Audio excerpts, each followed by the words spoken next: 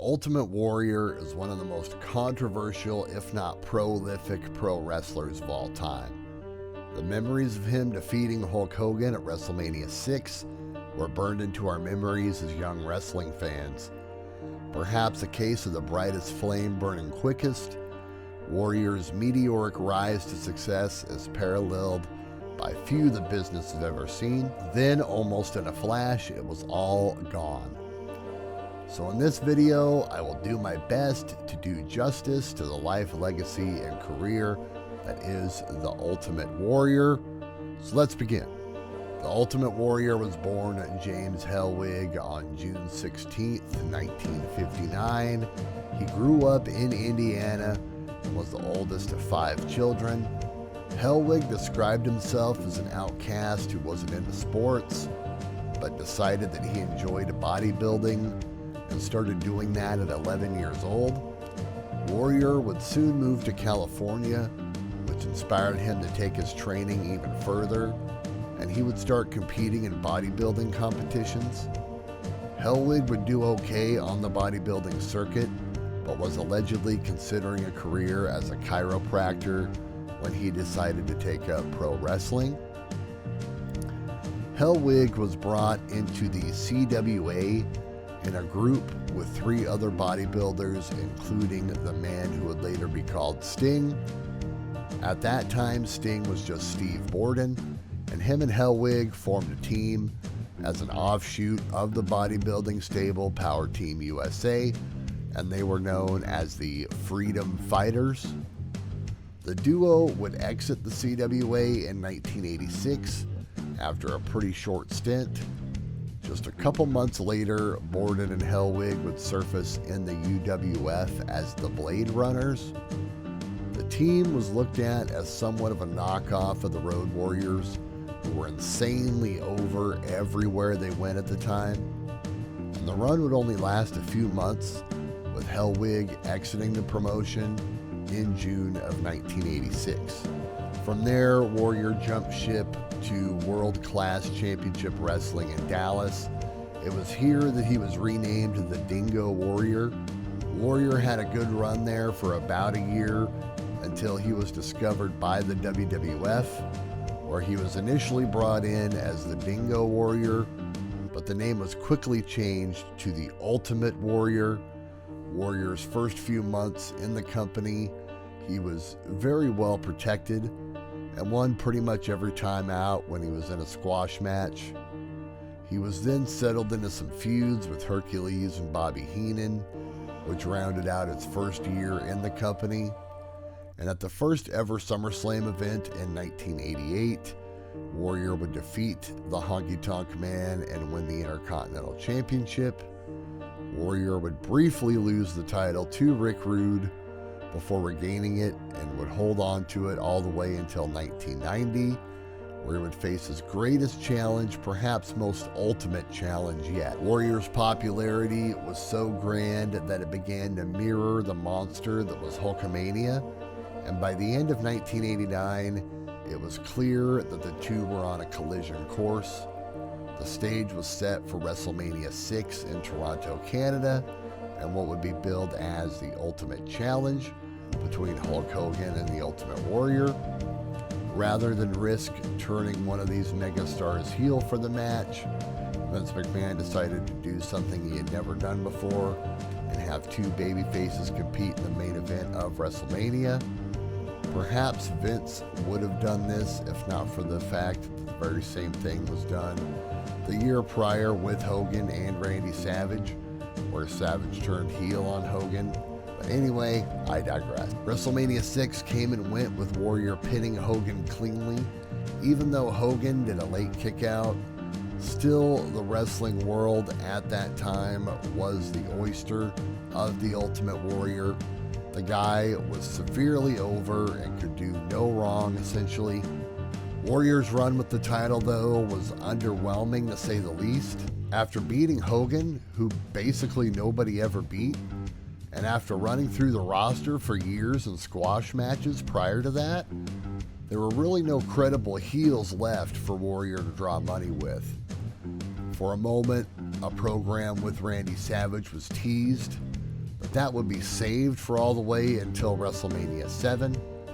Warrior would finish 1990 as WWF champion, but would take a back seat to the feud between Hulk Hogan and Sergeant Slaughter. That was based around the Iraq War. And Warrior would lose the title to Slaughter at Royal Rumble 1991, and then would be set up to take on Savage at that year's WrestleMania. Then after defeating Savage at WrestleMania 7, Warrior had a short but memorable series of encounters with The Undertaker.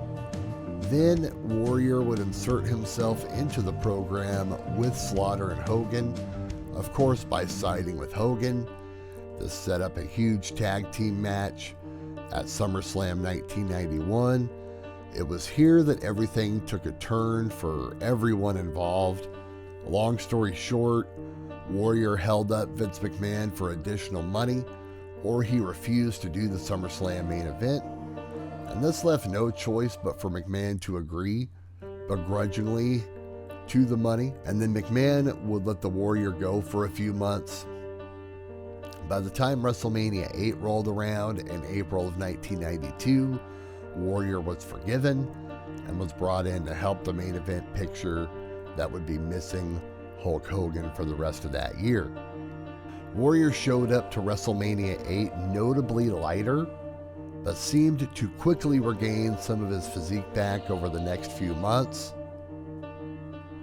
Warrior would last this time only until the fall of 1992, when Warrior would be released again. This release is still debated to this day, as there are a couple different stories as to what exactly happened, but to sum it all up, Warrior was on some serious steroids and or HGH at the time, and Vince was at least trying to look at times like the WWF was all clean and good. This, of course, on top of Warrior just being Warrior and irritating McMahon over missing dates and payoffs. Everything just seemed to have boiled over and led to Warrior's second dismissal from the company. Warrior vanished from the wrestling scene, besides some scattered indie dates and opening his own wrestling school dubbed Warrior University. It wouldn't be until March of 1996 when he returned at WrestleMania 12 to defeat Triple H before he was Triple H. Warrior's run this time would only last a short time again, as once again he would have problems with Vince McMahon, as Warrior would argue that he wasn't getting paid merchandise royalties, and therefore he felt vindicated to miss house show appearances. Either way, this led to Warrior once again being dismissed from WWE, and Warrior would sit out of the wrestling scene for another year, and then sign with WCW in the summer of 1998. Essentially, the viewpoint of most fans is that Warrior was brought to WCW to lose to Hulk Hogan, thus quote-unquote getting his win back all the way from 8 years prior at WrestleMania. While this theory may sound ridiculous, given the people involved, would not be much of a stretch of the imagination. After Warrior lost to Hogan at Halloween Havoc 1998, he was used sparingly and then completely vanished from WCW TV. Warrior would only wrestle one match after leaving WCW, and that was in 2008 in Barcelona, Spain.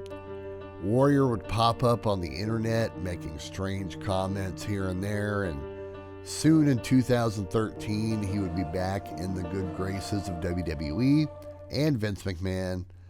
This seemed impossible as the company spent a good portion of its history downplaying the Warrior, and even went as far as to put out a DVD titled, quote, The Self-Destruction of the Ultimate Warrior, which was a 2-hour-long documentary where people lined up to take their shots at the Warrior.